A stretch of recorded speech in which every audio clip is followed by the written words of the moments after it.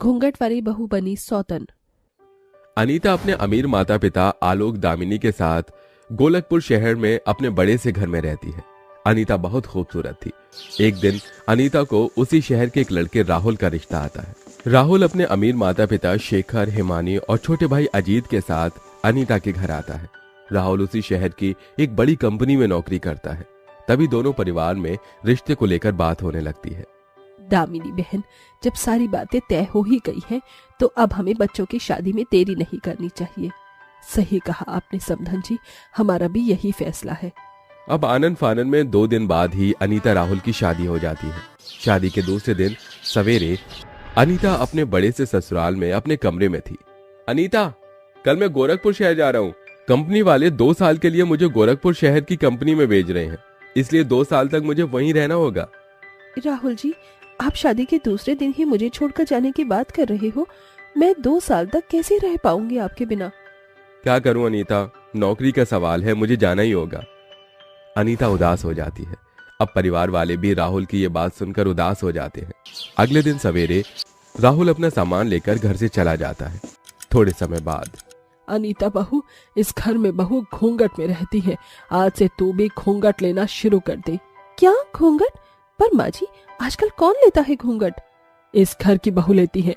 जब मैं इस घर में शादी करके आई थी, तब मैंने भी घूंघट ही किया था। अब सास का तो आदेश अनीता को मानना ही था, इसीलिए वो ना चाहकर भी घूंघट ओढ़ लेती है। उसके बाद अनीता सारा दिन अपने ससुराल में घूंघट में ही रहने लगी और घूंघट में ही काम करने लगी। कई दिन ऐसे ही बीत जाते हैं। अनीता राहुल की याद में घुलने लगी।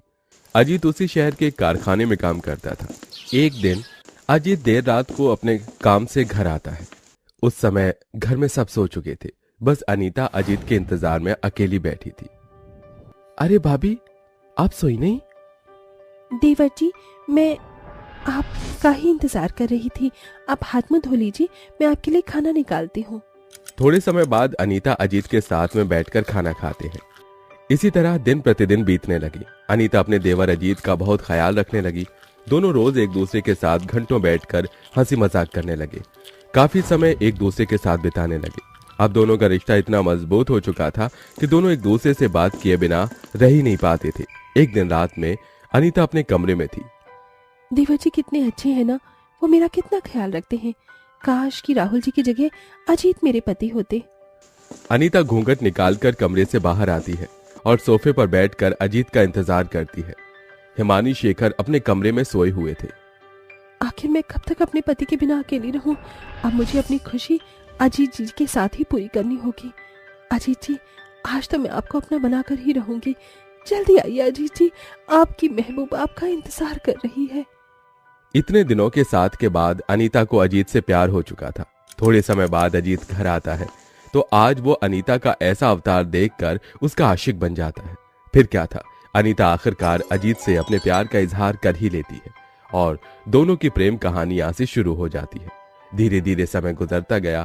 अब अजीत अपनी ही भाभी अनीता का आशिक बन चुका था। दोनों के इस प्यार के बारे में शेखर, हिमानी को कोई खबर नहीं थी। एक रात अजीत और अनीता दोनों अनीता के कमरे में थे। अजीत जी, चलिए ना, हम दोनों शादी कर लेते हैं। आखिर कब तक हम एक दूसरे से ऐसे ही छुप छुप कर प्यार करते रहेंगे? नहीं नहीं जाने मन, अगर हम शादी कर लेंगे तो राहुल भाई तो मुझे जान से ही मार देंगे। अजीत जी, राहुल मेरे पति कहाँ है? जब से हमारी शादी हुई है वो तो मेरे साथ रहते ही नहीं। जब मेरे पति को ही मेरी परवाह नहीं है तो मैं क्यों उनके इंतजार में अपनी खुशियों को कुर्बान करूं? ठीक है, हम इस बारे में आगे बात करेंगे। अनीता अजीत की दीवानी बन चुकी थी। देखते ही देखते 4 महीने बीत जाते हैं। एक दिन सवेरे, जी सुनिए, अब हमें अजीत की भी शादी करवा देनी चाहिए। अपने गांव की नीलम बहन है ना, उनकी बेटी साक्षी बड़ी ही संस्कारी है। वो हमारे अजीत के लिए बहुत अच्छी रहेगी। हाँ हिमानी, हरिया भाई नीलम भाभी की बेटी साक्षी बड़ी ही संस्कारी है। अजीत बेटा, तुझे साक्षी बिटिया पसंद है ना? ये सुनकर अजीत अनीता की तरफ देखता है तो अनीता जो घूंघट में थी वो उसे इशारा करके ना कह देती है। माँ, पिताजी, मुझे अभी शादी नहीं करनी है। बेटा, तुम्हारी उम्र शादी के लायक हो चुकी है। अभी शादी नहीं करोगे तो कब करोगे? साक्षी बिटिया बहुत अच्छी है। हम कल ही हरिया भाई से इस बारे में बात करेंगे। थोड़े समय बाद अजीत अनीता के पास कमरे में आता है। अजीत जी, आप उस साक्षी से शादी नहीं करेंगे। आपकी शादी होगी तो केवल मुझसे, समझे आप? मैं कहाँ मना कर रहा हूँ, अब आपके सामने ही तो मैंने माँ पिताजी को शादी के लिए ना कहा है। अगले दिन शेखर, हिमानी, नीलम हरिया के घर जाते हैं। हरिया बहुत गरीब था। वो अपने छोटे से घर में अपनी पत्नी नीलम और बेटी साक्षी के साथ रहता है। तभी शेखर, हिमानी, हरिया नीलम से साक्षी अजीत के रिश्ते की बात करते हैं। शेखर भाई साहब, आपके घर की बहू बनकर तो मेरी बेटी साक्षी का भाग्य ही चमक जाएगा। हमें यह रिश्ता मंजूर है। शेखर हरिया ने अपने बच्चों का रिश्ता तय कर दिया। रात का समय। अजीत बेटा, हम 4 दिन बाद ही तेरी शादी साक्षी से करवा रहे हैं। माँ, मुझे नहीं करनी है अभी शादी। बेटा, अगर तूने ये शादी नहीं की ना तो हम जीवन में कभी तुझसे बात नहीं करेंगे, ना कभी तुझे अपनी औलाद मानेंगे। हिमानी, शेखर अपने कमरे में चले जाते हैं। ये किस दुविधा में फंस गया मैं। अजीत जी, आपको ये शादी नहीं करनी है वरना मैं अपनी जान दे दूंगी। अनीता भी अपने कमरे में चली जाती है। अब अजीत के लिए ये कड़े इम्तिहान की घड़ी थी। एक तरफ माता पिता थे और एक तरफ नाजायज प्यार था। फिर क्या था, 3 दिन बाद राहुल घर आता है और अगले ही दिन अजीत साक्षी की शादी हो जाती है। शादी के 3 दिन बाद रात में अनीता अजीत के कमरे में थी। मैंने आपको मना किया था ना अजीत जी कि आप ये शादी नहीं करेंगे, आप केवल मेरे हो, फिर क्यों आपने साक्षी से शादी की? भाभी, हमारा रिश्ता अब नहीं रह सकता। आप मेरे भाई की पत्नी हो। तो मुझसे प्यार करने से पहले सोचना चाहिए था ना ये बात। मेरे इतने करीब आने से पहले सोचना चाहिए थी ये बात। आपने मुझे प्यार के सपने दिखाकर मेरे साथ धोखा किया है अजीत जी। मैं कुछ नहीं जानती। मैं अपने पति राहुल को जान से मार दूंगी। आप उस साक्षी को छोड़कर मुझसे शादी कर लीजिए। मैं आपसे प्यार करती हूँ। तभी अजीत अपने कमरे के दरवाजे की ओर देखता है तो वहां राहुल और साक्षी दोनों खड़े थे। दोनों ने अजीत अनीता की सारी बातें सुन ली थी। अजीत जी, आप अपनी ही भाभी के साथ? जी राहुल जी, मेरी। अनीता, रात बहुत हो गई है, चलो अब सोते हैं। राहुल वहां से चला जाता है। राहुल का ऐसा बर्ताव देखकर अनीता, अजीत दोनों दंग रह जाते हैं। थोड़े समय बाद अनीता अपने कमरे में आती है तो राहुल बेड पर सो चुका था। राहुल जी ने मुझे एक शब्द भी नहीं कहा, ये कैसे हो सकता है? अनीता राहुल के पास आकर सो जाती है। अगले दिन से राहुल एकदम गुमसुम रहने लगा। वो ना अनीता से बात करता है, ना घर में किसी से बात करता है। इधर साक्षी अजीत को अपनी ओर आकर्षित करने लगी। करीब 1 हफ्ता ऐसे ही बीत जाता है। राहुल ने अब तक अनीता से बात नहीं की थी और ना ही उसने अजीत अनीता के अफेयर के बारे में घर में किसी को बताया था। इधर अजीत भी अनीता को पूरी तरह से भूलकर साक्षी का दीवाना बन चुका था। एक दिन रात में राहुल जख्मी हालत में घर आता है। राहुल बेटा, ये क्या हो गया तुझे? अरे बाप रे, तेरा तो कितना खून निकल रहा है। राहुल जी, ये क्या हुआ आपको? राहुल चुपचाप अपने कमरे में चला जाता है। राहुल जी इतने खामोश क्यों हो गए? अनीता कमरे में आती है तो अंदर राहुल बेड पर बैठा रो रहा था। राहुल जी, क्या हुआ? आप रो क्यों रहे हो? बताइए ना, क्या हुआ राहुल जी? इस जिंदगी से बहुत परेशान हो चुका हूँ मैं अनीता। ऐसा क्या कमी थी मेरे अंदर जो तुमने ये रास्ता चुना? अगर मैं तुम्हें पसंद नहीं था तो तुम मुझे बता देती। मैं खुशी खुशी तुम्हें अपने रिश्ते से अलग कर देता, पर तुम मेरे ही छोटे भाई के साथ। राहुल बेतहाशा रोने लगता है। ये देखकर अनीता राहुल के कदमों में गिर जाती है और उससे रो रो कर माफी मांगती है। मुझे माफ कर दीजिए राहुल जी, मैंने आप जैसे अच्छे इंसान का बहुत दिल दुखाया है। मैंने आपको इतना बड़ा धोखा दिया, फिर भी आपने मुझे उफ तक नहीं कहा और आपने माँ जी ससुर जी के बीच मेरी इज्जत बनाए रखी। मैं आपके प्यार को समझ नहीं पाई राहुल जी, मुझे माफ कर दीजिए। मैं वचन देती हूँ कि आगे से ऐसा कभी नहीं करूंगी। अनीता गिड़गिड़ाते हुए राहुल से माफी मांगने लगी। तभी राहुल अपनी अच्छाई दिखाकर अनीता को माफ कर देता है, जिसके बाद अनीता ने सारे गलत काम छोड़ दिए और वो अपने पति के साथ एक हंसता खेलता जीवन बिताने लगी और राहुल भी अब हमेशा अनीता के साथ रहने लगा। अरे सीधी खड़ी हो जा, पता है ना चोटी बना रही हूँ। एक तो इतने लंबे बाल हैं कि चोटी बनाते बनाते आधा घंटा तू ही खा जाती है। सुलझाने से लेकर तेल लगाना, चोटी करना। आह माँ, आहिस्ता जरा, बालों में दर्द होता है। मैं यहीं तो खड़ी हूँ। अच्छा ठीक है, आराम से ही कर रही हूँ। थु थु थु थु थु, नजर न लगे मेरी बच्ची के लंबे बालों को। सलोनी तैयार होकर स्कूल के लिए चली जाती है। इतने में उसके लंबे बाल देखकर पड़ोसन शिखा कौशल्या से कहती है, अरे अरे कौशल्या, अब तो बता दे तेरी बेटी के लंबे बालों का राज क्या है। अरे क्या है तेरे को शिखा, जब देखो मेरी बेटी को देखकर उसके लंबे बालों की बात करती रहती है। तू अच्छे से अपनी बेटी के बालों पर ध्यान देगी तो खुद लंबे हो जाएंगे। सलोनी के शुरू से ही बाल अच्छे रहे हैं। अच्छा अच्छा, चल ठीक है। शिखा चली जाती है। वहीं स्कूल में सब सलोनी के लंबे बालों को देखकर उसकी तारीफ करते हैं तो कुछ लोग उसका मजाक उड़ाते हैं। ओए देखो तो, नागिन जैसे बालों वाली सलोनी आ गई। अरे सलोनी, तेरे बाल इतने लंबे लंबे कैसे हैं? क्या लगाती है तू अपने बालों में? हमारे तो बाल नहीं बढ़ते, इतना ख्याल रखने पर भी। मुझे नहीं पता इनका, मैं छोटी थी तब से ही मेरे बाल ऐसे हैं, माँ बताती है। तभी राजू उसकी चोटी खींचने लगता है। ओए इसके बाल इतने लंबे मोटे हैं, क्यों ना इससे ही रस्सी खींचने वाली गेम खेलते हैं, इसकी चोटी से। हाँ बहुत मजा आएगा। अरे छोड़ो छोड़ो मेरे बालों को, मुझे बहुत दर्द हो रहा है। मेरी चोटी क्यों खींच रहे हो? मैम, मैं शिकायत कर दूंगी। अच्छा जी। तभी क्लास में उनकी टीचर शोभा आ जाती है। क्या हो रहा है ये सब? सुबह सुबह कौवा खाकर आते हो क्या, जो इतना चिल्ला रहे हो? सीट पर क्यों नहीं हो अपनी? Sorry ma'am. Good morning ma'am. Sit down. आइंदा से मुझे सुबह सुबह क्लास से बाहर चिल्लाने की आवाज आई तो सबको मुर्गा बना दूंगी। पर मैम, बॉयज ही मुर्गा बन सकते हैं ना, गर्ल्स तो मुर्गा बनेगी ही नहीं, है ना? लगता है मैम को हिंदी ग्रामर नहीं आती। अच्छा राजू मिहिका, स्टैंड अप। बताती हूँ तुम्हें मैम को क्या आता है क्या नहीं आता। जाओ बाहर जाकर दोनों मुर्गा और मुर्गी बन जाओ। Ma'am sorry. No sorry worry. और राजू, तुम सलोनी के बाल भी खींच रहे थे ना? क्या बोल रहे थे? रस्सी वाली गेम। बताती हूँ मैं तुम्हें। Get out from my class. दोनों बच्चे क्लास के बाहर जाकर मुर्गा बन जाते हैं। फिर शोभा सबकी अटेंडेंस लेकर कॉपी चेक करती है तो सलोनी को बुलाती है। ये क्या डायग्राम बनाया है तुमने? इंग्लिश की कॉपी में साइंस का काम क्यों?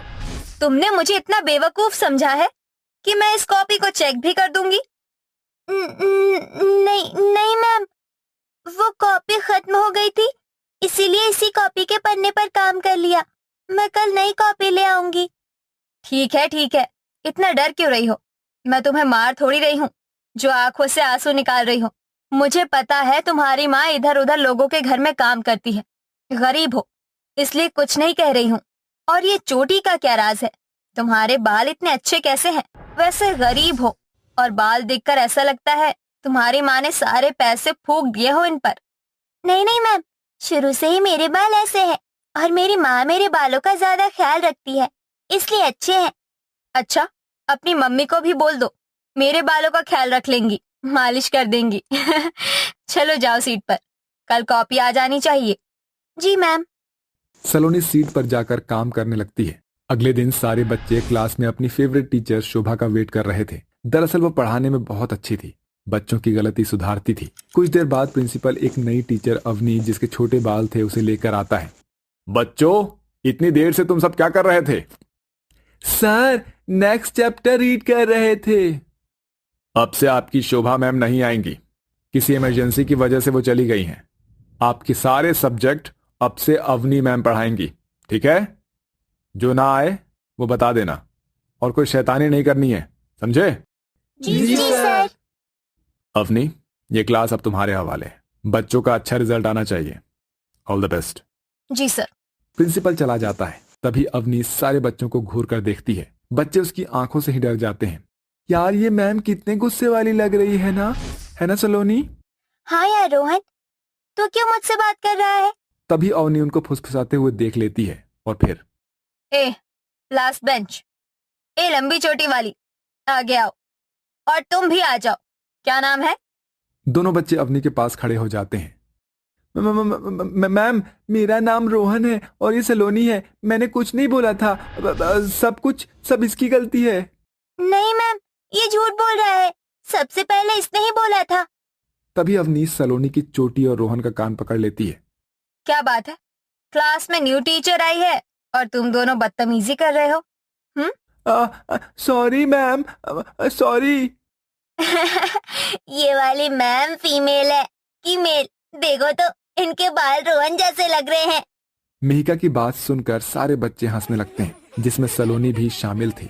इससे अवनी को और गुस्सा आता है तो वो सारे बच्चों को बहुत देर तक हाथ खड़ा करवा देती है। अब अच्छा लग रहा है, पनिशमेंट पाकर और हंसो। बच्चों के हाथ दुखने लग जाते हैं। फिर कुछ देर बाद वो बच्चों को बिठा देती है और काम कराती है। अगले दिन लंच में कुछ बच्चे अवनी का मजाक उड़ा रहे होते हैं। ये न्यू मैडम कितनी परकटी से बालों की है। इससे अच्छा तो सलोनी के लंबे बाल हैं और मेरे भी। हाँ यार, ये क्यों आ गई हमारी क्लास में? तभी अवनी उनकी बात सुन लेती है। अच्छा, तो यहाँ तुम अपनी मैम की चुगली कर रहे हो। चलो क्लास में बताती हूँ। लंच ओवर होते ही अवनी राशि और हंसने वाले 2-3 बच्चों के बाल काट देती है, जिससे बच्चे रोने लगते हैं। अब बताओ कौन परकटी लग रहा है? ऐसा मजाक किया तो छोड़ूंगी नहीं। मेरे लंबे बाल, ये मैम बहुत गंदी है, इन्होंने मेरे लंबे बाल काट दिए। राशि सीट पर जाकर बैठ जाती है तो सलोनी उसे चुप कराती है। अवनी फ्रस्ट्रेशन में वॉशरूम में आकर कहती है, ये बच्चे भी मेरा यहाँ मजाक उड़ा रहे हैं। अपने इन बालों का दुख कम करने के लिए ही मैं यहाँ स्कूल में पढ़ाने आई थी। यहाँ भी यही सब मजाक। मेरे कम बालों की वजह से मेरा बॉयफ्रेंड मुझे छोड़कर चला गया। ऊपर से मैंने जितना भी तेल शैम्पू लगाकर ट्राई किया, उनसे मेरे बाल और झड़ गए। ये बच्चे मेरे इसी गुस्से के लायक हैं। वॉशरूम से आकर अवनी बच्चों को पढ़ाती है। ऐसे ही दिन गुजरते हैं। जो बच्चे हंसते हैं उन पर अत्याचार करती थी वो, उनके बाल काट देती थी या सजा देती थी।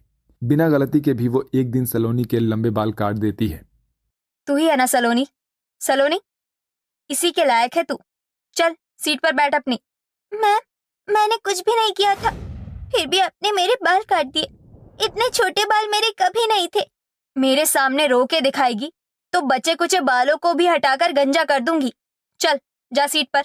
सलोनी सीट पर आकर बैठ जाती है। घर जाकर सलोनी अपनी माँ को कटे हुए बाल दिखाती है, जिसे देखकर उसे गुस्सा आता है और सलोनी अपनी माँ को सब कुछ बता देती है। माँ, वो टीचर बहुत गंदी है। वो बच्चों को बहुत मारती है, परेशान करती है और मेरी तरह 2 लड़कियों के भी बाल काट दिए। ऐसे कैसे बाल काट दिए? कल मैं तेरी टीचर से बात करूंगी। अगले दिन कौशल्या और दोनों लड़की के पेरेंट्स आते हैं और अवनी को बहुत खरी खोटी सुनाते हैं। बताइए, आपने किस हक से मेरी बच्ची के लंबे बाल काट दिए? आप जानती भी हैं उसे अपने बालों से कितना प्यार था। आपके नहीं है, इसका मतलब ये नहीं आप दूसरों के साथ ऐसा करें। हाँ, कोई छोटी सी बात पर टीचर बच्चों के बाल काटती है क्या? कैसे करेंगी आप इसकी भरपाई? मानती हूँ मुझे बाल नहीं काटने चाहिए थे, लेकिन बच्चों के मजाक सुनकर मुझसे बर्दाश्त नहीं हुआ। मैं डर गई थी कहीं मेरी यहाँ से नौकरी ना चली जाए, क्योंकि पहले ही मेरे पति मुझे छोड़कर जा चुके हैं मेरे बालों की वजह से।